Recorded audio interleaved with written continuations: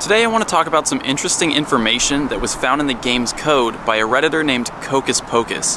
This stuff was discovered about a week ago, so you might have already heard some of it, but a lot of people have been asking for my opinion on it, so here it is.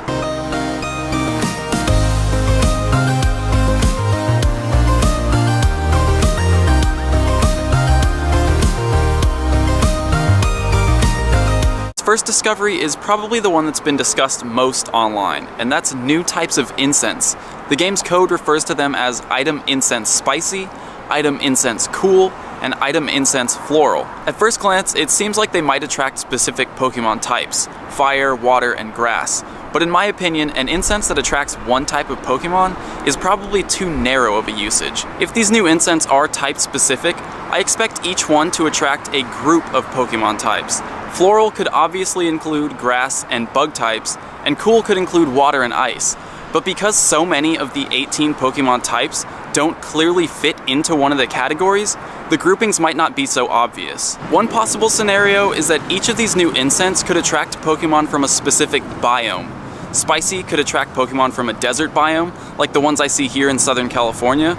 Cool could attract Pokemon from a waterfront biome, and floral could attract Pokemon from a grassland or forest biome. This way, you could use them to find Pokemon you don't normally come across in your local area without them being restricted to specific types. It's also possible that these new incense names might just be placeholders, and they might function entirely differently than their names suggest. So for now, just know that they're in the game's code, and they might be coming eventually. The next bit of information discovered has to do with trading. There are lines in the code that references trade search, trade offer, trade response, and trade result. That doesn't tell us too much about how trading is actually going to work, other than that you'll be able to search for trades and offer things to people, which should have been pretty obvious from the beginning. I've already gone into detail on how I think trading should work in a previous video. It's kind of in the middle of the video, so I'll put a link in the description, and if you click on that, it'll start the video exactly where I'm talking about trading. So you can go check that out if you want to hear my opinions on it. This code was just recently discovered, but I don't know how long it's actually been in the game, but the fact that we're seeing it suggests that trading might be coming sooner rather than later. The next discovery seems to reference items that might affect your chances of capturing a wild Pokemon.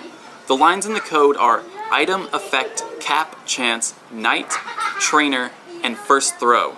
I didn't mention this in the episode on second generation because I was focused mainly on the Pokemon, but in addition to 100 new Pokemon, second generation also introduced new Pokeballs, which worked better under different circumstances. These lines of code could hint that new types of Pokeballs might be coming to Pokemon Go.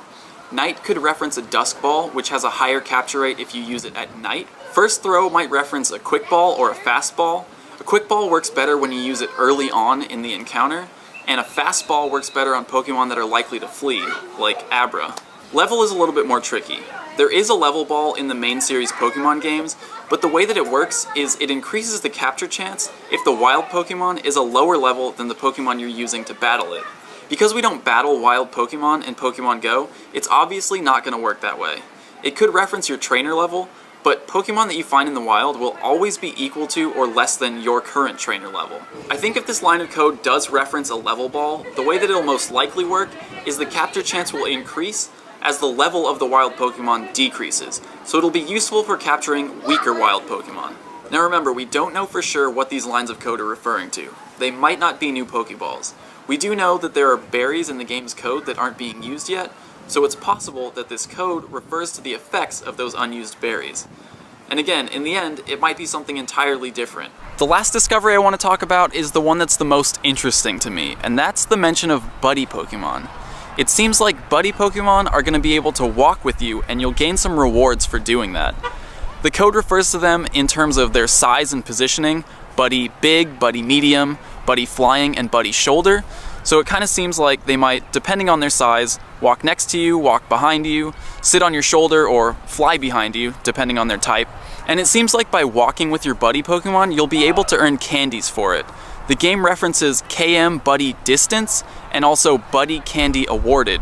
So it seems like based on the distance that you walk with your buddy Pokemon, you'll be awarded candy for that species. In one of his earliest interviews about Pokemon Go, John Hanke mentioned that there would be rewards for players who walk farther, and the first thing I thought of was that it would be a way to train your Pokemon. Now obviously we don't have training per se in Pokemon Go, but powering them up with candies is pretty much the same thing, so I'm really excited about this. One of the pieces of feedback that I gave early on in the beta tester group was that we needed a way to earn candies besides just catching Pokemon. The reasoning is something I'm sure you've all experienced. If you've ever caught a rare Pokemon at low CP, it's both exciting and disappointing.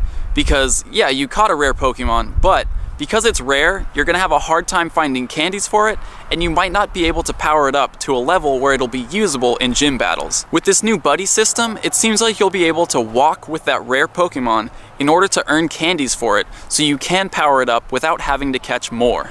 If Niantic ever wanted to go a little more in-depth with stats in Pokemon GO, they could implement something similar to the buddy system for training.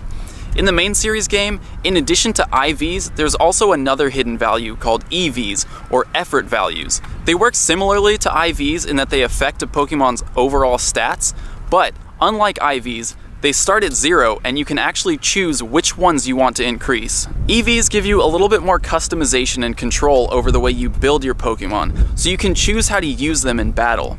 You can focus on its offensive stats and maximize its attack EVs so that it deals more damage, or you can focus on its defensive stats and maximize its defense EVs so that it can survive longer in battle. If Niantic wanted to implement an EV type system into Pokemon GO, we could power our Pokemon up by walking with them, just like in the buddy system.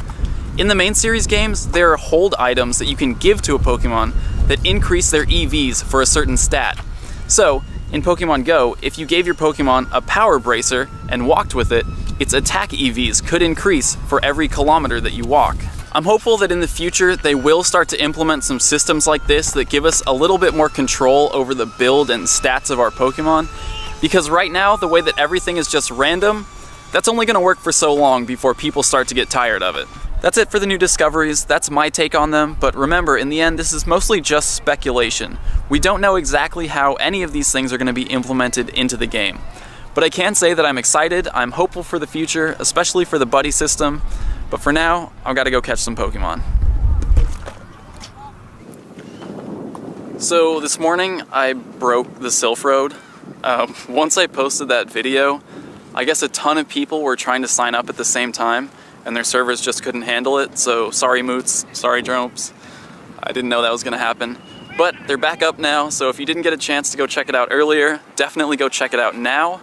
The reason I'm here at this park is because I was looking on the Sylph Road's Nest Atlas, and someone reported an Execute Nest here. So I figured I'd come check it out because, as you guys know, I'm trying to get a good Execute to evolve into Exeggutor, and it looks like one person reported it, and then someone on February 2nd, 2000 didn't have their phone time set right. I don't know. Also said that there's an Execute Nest here, but since we've been here, I haven't run into any. We have caught 3 Slowpokes though, so that was pretty interesting. There is another Slowpoke on the sightings list, so I'm going to say that this is more likely a Slowpoke nest or habitat. Look at that, 2 Slowpokes. This is definitely a Slowpoke nest, not an Execute nest. Wow, interesting. I'm going to go ahead and report that after I catch these Slowpokes.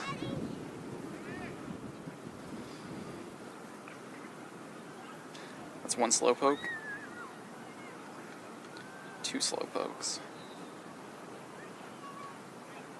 Is before Execute Slowpoke or something? No, I was looking at the list of changes to nests recently, and it seems like most Execute nests changed to either Cubone or Rhyhorn. So I'm not sure why this is a Slowpoke nest now. Unless it was just never an Execute nest and that was a false report. Someone thought it was an Execute nest, but it's not. So I just caught 2 Slowpokes. I'm going to go ahead and report this as a Slowpoke nest on the Sylph Road's Nest Atlas, which is working now. So here it is, Fairview Park. I'm going to add my report to it and say that I did find a species here, but it is not Execute. It was, in fact, Slowpoke. Report. I did find a cluster spawn. There were 2 at once just now. Cluster spawn, by the way, means that you see more than one of that Pokemon spawned at the same time, and that's a sign of a definite nest. Frequent spawn area is what I'm referring to as a habitat, which is, according to the Sylph Road here, Semi-frequent spawning over a small area, typically non-concurrent. That means you can find them there regularly, but not multiple at once. And frequent spawn point refers to an exact point, the same spot where you'll see that Pokemon spawn multiple times throughout the day. So that was a cluster spawn for sure. I'm gonna report that. August 30th, 2016. Helpful comments, stay on the trails again. Submit my report. There it is. I have reported a slowpoke nest here at Fairview Park. Ooh, look at the sun. It looks like the Lion King. Submitting my slowpoke report to that execute report doesn't actually put a slowpoke nest on the map, so I'm gonna report a nest right now.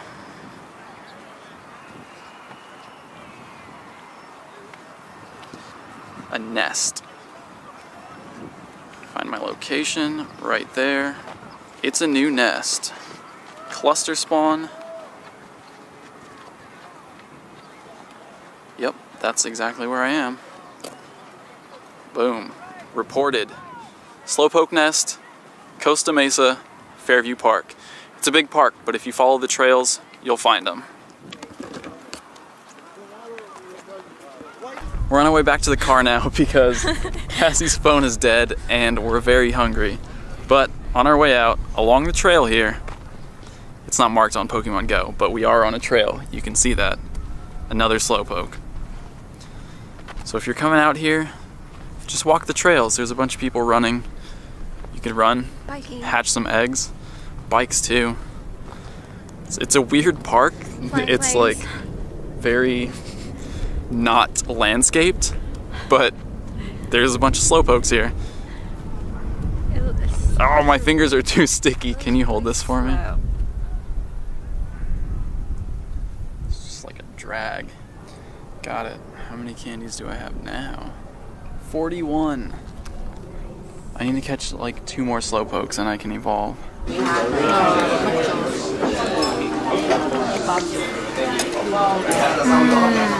We just had dinner, some delicious ramen, and since I'm so close to evolving a slowpoke, it's dark, but we're gonna go back to that park. I just need to catch 2 more. So Cassie's phone's been charging this whole time. She should be able to catch some with me this time. Here we go. We're out here, we're back, it's dark, so we're doing it Blair Witch style. We're hunting down the slowpokes right now, but I just appraised all mine and I realized that none of them have good IVs, none of them are worth evolving. So I do have all these 5-kilometer eggs that are close to hatching, so Cassie has graciously agreed to walk a mile in the dark with me to hatch these eggs and see if we can get any of them to hatch into slowpokes, so that I can actually have one that I will spend candies on to evolve. So once we find this one, I'll have enough candies, and then we're just gonna keep walking around in the dark until I hatch these eggs. Here it is, the last slowpoke I need, and lucky for you guys, it's near a light, so you don't have to see my creepy flashlight face again. 14 CP. This is definitely not the one I'm gonna evolve. I can't even hit it, I'm telling you. Does anyone else feel like they have to throw harder recently to hit these Pokemon? 50 candies, exactly. Let's appraise it, just because. Room for improvement, just like the rest of them. So again, Pokemon caught at nests generally have below average IVs. So that's why I'm gonna keep walking, try to hatch these eggs. 1.3 kilometers to go. Let's do some laps. They're hatching now, so this is 7 5-kilometer eggs.